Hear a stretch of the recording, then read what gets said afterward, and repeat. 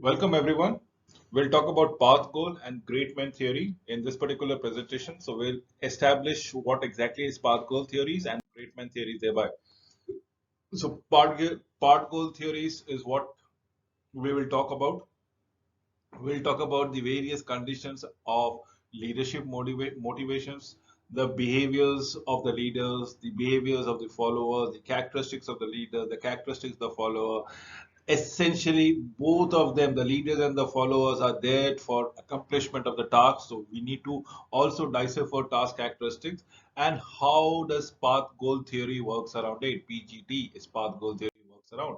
So let us understand way back in 1971, Houses still told about the path goal theory, in which basically the leaders would do nothing but essentially motivate the followers to accomplish the desired goals. So path goal theory centers on how the word alpha to be emphasized is how the leader motivates the follower to accomplish designated goals. So therein we need to establish a relationship between them, the style of the leadership, the characteristics of the follower, and the environment, overall work setting that needs to go around it. And in this context, only wherein houses predicted or came up with the path goal theory, thereby the perspective is to achieve goal, to enhance the performance of the employee, to have a sense of satisfaction not only for the employer but also for the employee, not only to keep them the employee motivated, but also the accomplishment of the overall growth of the company. So motivational principle based on the expectancy theories,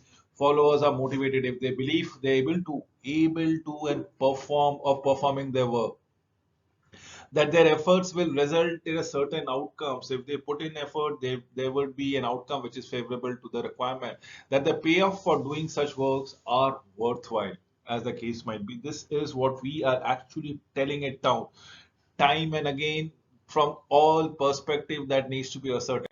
We talk about the challenges that a leadership leaders actually encounters. Now, there are various motivational needs for followers. In fact, the followers have their individualistic needs, their own wants, their own desire, and how can the leader probably assimilate his or her style to best meet the followers' requirement. So we need to choose behavior that complements or probably supplements what exactly is missing in the work setting. Now, what is work setting is the environment. Now, there may be certain environment which might not be very cordial in nature, or where if people have been having a sense of distrust among for one another. So can as a leader, can we rectify the environment? Can we curate the environment and which emancipates all about positivity? There, once we have those sense of confidence and commitment being instilled in an employment, you will see the employee is going to achieve the goal, whatever has been given to him. Now, there is this conducive environment that needs to be created. There has to be certain incentives that needs to be catered around it, provides followers with their element that they need to reach the goals then and there. So leadership generates motivations when it increases the number and the kind of payoff. It is the transaction that comes around. It is the balance. It is the rewards that we are looking for it in lieu of the effort that the person is putting it. Make the path to the goal clear, easy to travel with coaching and direction as the case might be. Remove obstacles, roadblocks to attain the goals. Make the work itself more personally satisfying as the case might be, if and as on when on basis it comes around it. So remove obstacles and the roadblocks to attain the goals. That is what we all ascribe. The basic idea, remember the basic idea behind the path goal theory is what we are looking out here, the subordinates and the productivity. And what are the paths that we take around it? Within the path, there might be certain hurdles that comes around it. There are certain impediments, there might be certain obstacles, there might be certain difficulties. This is what the path goal leadership is all about. It we clear the goals, we enhance the clarity of what exactly is goals all about it. We also tell them what are the various steps to achieve the goal, what essential steps have to be taken. In short, it clarifies the path. we create a conducive environment. If there are any obstacles, if I want to say around it, if there are any impediment, the leaders are there to help it out, iron out those issues, and provide wonderful support for the subordinate to achieve their goals thereby. And that is the basic idea of path goal theory. Remember, the major contributions of path goal theories is all about leader behaviors: directive, supportive, participative, and achievement oriented, as the case might be. So, what are we looking into it? The leader behaviors can be instructive, can be directive, can be supportive, can be participative. They can be authoritarian in their methods of approach. They can be cooperative in their methods of approach. They can be democratic in the methods of their shift approach. They might have a concern for task or concern for people as their priority. So this is what the leaders' behaviors is all about it. Now it is all about the employees or the followers characteristic and the task characteristics which will eventually see the light of the day, or should I say the accomplishment of the goals thereby. So that is what we are looking around it. So let us understand the major components: leaders behavior, subordinate characteristic, and the task characteristic. We'll talk about each one of them in the subsequent slide. Yes, leader behaviors is all about directive leadership. Leaders who give instruction, who issues orders, who probably provides a dictates altogether, which includes or what is expected of them as in the goals, how task is to be done as in the process, the timeline of the task is what are the scope of the project within the cost, within the time frame, within the quality that needs to be taken care of, clear standards of performance, clear rules and regulations that needs to be mitigated. We are talking about the leaders behavior, supporting leadership, leaders who is friendly, approachable, attending to the well-being and the human needs of the follower, using supportive behavior to make the work environment pleasant, and probably treating followers as equal and giving them the respect for their status as the case might be. This is what the leaders' essential behaviors is all about it. We'll talk about being the participative leaders who actually invites the followers to share them in the decision making. In fact, these are the leaders who will take into consideration the different points of view, because once they start consulting with the followers, they are onboarding process, onboarding them into the project, and ensuring that once agreed upon, the execution will be error free, hindrance free, to seek their ideas and opinions, integrate their inputs into the group decisions or the organization decisions thereby. And then we have something called achievement oriented leadership, the leaders who are goal obsessed, objective oriented, basically who challenges the follower to perform a work up to the highest level, establish a huge standards of excellence from the subordinate, seek continuous improvement, demonstrate high degree of confidence in followers' ability to establish and achieve challenging goals thereby. This is essentially what we are looking for to altogether. Let us carry on with the followers characteristic. What do we actually tells her out here? It is what we are seeing in the strong need for affiliation, who are friendly, who are concerned with leadership as a source of satisfaction. This is what we need to go around it. The supportive leadership, preferences for structures, maybe a dogmatic approach or an authoritarian approach. Dogmatic approach is a never let it go approach. You are fighting fiercely so that you achieve your goals come what may. Authoritarian rules is somewhere down the person of giving a strict instruction and ensuring that those instructions have been followed time and again. So leadership actually provides this psychological task structure, the task clarity, and the greater sense of certainty in work setting. And that is what preferences for structures is all about it. Yes, we have supportive leadership. Yes, we have directive leadership. Yes, there is a need for affiliation. Now, let us move from the leadership characteristics to the followers characteristics. As the followers thing, the desire for control. Often, it has been seen that the followers of the employees, the locus of control may be within them or at outside. With at the outside of them, probably they are being controlled by the leader thereby. So we need to understand the locus of control, leaders that allows followers to feel in charge of their work and make them integral part of the decision making as a process. And then there is a participative leadership that is going around it. So this is what of the internal control is all about. When I say the locus of control is within an individual, but what happens when the locus of control is outside the individual, as the case might be? So the external locus of control, the leadership, is basically parallels about the followers feeling that outside forces control the circumstances in this cases, and I have been telling it all about it. Here is all about the leadership, which is directive in nature, so instructing and issuing instruction, thereby, as the case might be. We are talking about the followers' characteristics. Now it is the perception of their ability. How confident are they to engage in the completion of a task as perception of ability and competence goes up, they it requires a highly directive leadership goes down, the need for highly directive leadership goes down. That means the confidence level builds up, whereas directive leadership may become redundant automatically and possessive, possibly excessive controlling goes out of the window. So that is what we need to go around it. As for the ability of the employees are concerned, if they can be upgraded in terms of skills, in terms of knowledge, in terms of behavior, they can be assured that the performance is going to meet the standards, and this will build a sense of confidence in them. And as a result, the directive leadership will not be at all encouraged at the end of the day. So yes, we are now moving from the from the leaders characteristics to the followers characteristics. Now is all about the task characteristic. It is the component of the followers task organization formal authority system that comes around it, or primary work group of the followers thereby. This is what we should be looking for it. Now, how do we have a task? If we have a job, the job might have various tasks to be completed. Each task might have a certain activities in place, and those activities might actually be fragmented into certain other components of the work altogether. So yes, we can design the follower task. Organizational formal authority system works into play. The hierarchy mode has to be initiated, and primary work group of followers required.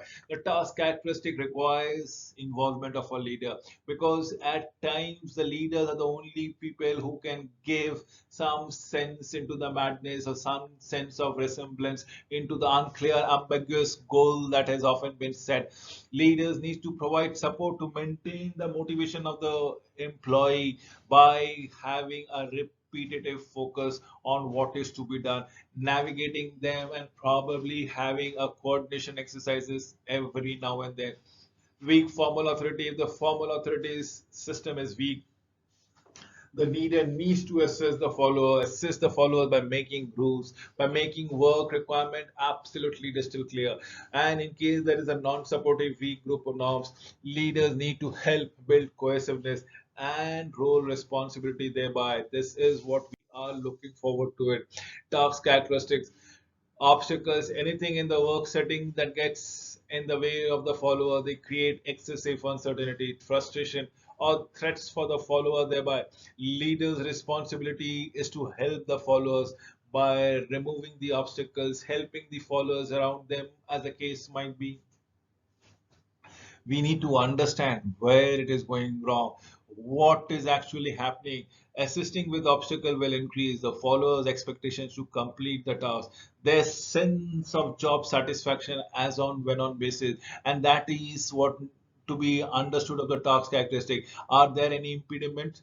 If in the way of getting the goals, it is the leader responsibility to eliminate those things by removing the obstacle, helping the followers to work around it.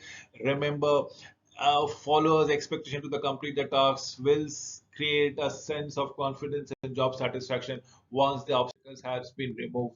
Now let us understand the path goal theory works. How does it work? Under the four parameters that have been set, we'll talk about the focus on the path goal theory or PGT. We'll talk about the advantages, the disadvantages, and the real life applications thereby. So how does it work? The first, the leader's job is to help the follower reach their goals by directing, guiding, and coaching them along the way. This is what the leaders is supposedly supposed to follow out. Leaders must evaluate tasks, followers' characteristic, and adapt the leadership styles as on when on basis. The theory suggests which style is most appropriate for a specific character. So yes, It doesn't gives only the prescription. It tells you whether you should be having a supportive leadership or a directive leadership, as the case might be. It likes to evaluate the task and the follower characteristic before implementing a particular style. That is what the leadership job is all about too. It should enable the followers to achieve the overall set of objectives and goals. So path goal theories, the focus is on the complex, but it is a pragmatic approach. Leaders should choose a style that best fits the requirement of the work, the requirement of the follower. So overall scope of the theories provides a set of assumption of how different leadership style will interact with the follower characteristic and the work situation to affect the employee motivation then and there, and that is what we are looking forward to it. Yes, path goal theory, how is it works? We have the leadership behaviors. Remember, did I say basically we have the four ways of leadership behaviors, which is directive, supportive, participative, and achievement oriented. Achievement oriented is all about the task or the orientation of the task or the orientation of the people. It is basically giving challenges, giving impetus to the followers to overcome their inhibitions and achieve the goals. Directive leadership provide guidance and psychological structure. Supportive are basically providing cooperation, guidance, nurturance, and enabling the environment so that the employees excel. Participative leaderships is all about providing the involvement. Let us understand the followers characteristic. In the sense, there is a directive leadership. You should be dogmatic in the followers. The followers should be dogmatic and should be authoritarian in their approaches altogether. The task characteristic is ambiguous, unclear rules, and complex. Things are becoming very, very dynamic. Things changes from time to time. So people are not aware of the changes. So it's why not go and take the help of the leaders out there. But what happens when the leaders are all supportive in nature? The follower characters would be unsatisfied, need affiliation, need human touch. You embrace leadership, which is supporting in nature. When the follower characteristic is out dogmatic and authoritarian, you take a directive leadership position. Now, what are the task characteristics for a supportive leaders, which are repetitive, unchallenging, mundane, and absolutely boring in a one single word if I want me need to explain. Now, when the follower characteristic is all about autonomy, need to control, need to clarity. So this is where the followers are looking for it as an autonomous. So it is all about participative leader. The leader should assume the role or the style of being a participative leader. The task characters remain ambiguous, unclear, or unstructured, very hazy. Hazy is the word that needs to be ascertaining as a single word explanation. Let us understand the follower characteristic, which is all about high expectation and need to excel. So they're self-motivated, self-directed, and in this case, the leadership needs to give only a sort of mild challenges every now and then to keep them achieving oriented. The task characteristic, remember, is ambiguous, challenging, and complex, but the followers are highly effective and highly enabled. They are very skilled and very knowledgeable thereby. So strength out here is using the theoretical framework. PGT, the path goal theory, is a useful theoretical framework for understanding how various leadership behaviors affect the satisfaction of the followers and the work performances. Integrates motivations. Path goal theories attempts to integrate the motivation level of expectation theories into a theory of leadership. Practical models. The path goal theory provides a practical model that underscores and highlights the important ways of leaders following characteristics, and that is what we are all looking forward to it. Let us come with the disadvantages or the negatives. Interpreting the meaning of theories can be confusing, and simply speaking, it is left all unsaid altogether. It is to left to the interpretation of one person because it is so complex, because it incorporates so many different aspects of leadership. Consequently, very difficult to implement. Empirical research have demonstrated that only partial support for a path goal theories. There are not 100% efficient and they are not 100% convinced that PGT or the path goal theory actually works miracle. It fails to adequately explain the relationship between a leadership behavior and the worker motivation. there are no sort of strong correlation that exists between the leadership behavior and the worker motivation. The path goal theory approach treats the leaders as a one-way event in which the leaders affect the followers, as the case might be. This is what we are looking forward to it. Let us understand the applications thereby. Remember, PGT or the path goal theory offers valuable insight that can be applied in an ongoing settings to improve one leadership skills. PGT, the path goal theories, gives the analytics, gives the metrics, which tells whether you are on the right path, on the right momentum as far as the work is concerned, as far as the leadership abilities are concerned, informs when to be directive, when to be supportive, when to be participative, and when to be achievement oriented. Now, the leader can actually assume any of those four roles of directive, supportive, participate, achievement, orientation, just having a feel of the followers. If he or she is having a quite a good emotional quotient and the IQ intelligence quotient is also relatively high, probably will adjust his or her style accordingly. The principle of path goal theory can be employed by leaders at every level of the organization level, and for every type of task, be it routine tasks, be it a mundane task, be it a complicated task, be it a complex task, be it a task where even the task is undefined. Let's say, as in the case of a research and development, probably the end objective is more or less loosely understood, and here path goal theory works miracle. With this, I come to an end of this presentation. I'm sure you would have understood the path goal theory and the great man theories thereby. Thank you once again for watching this video.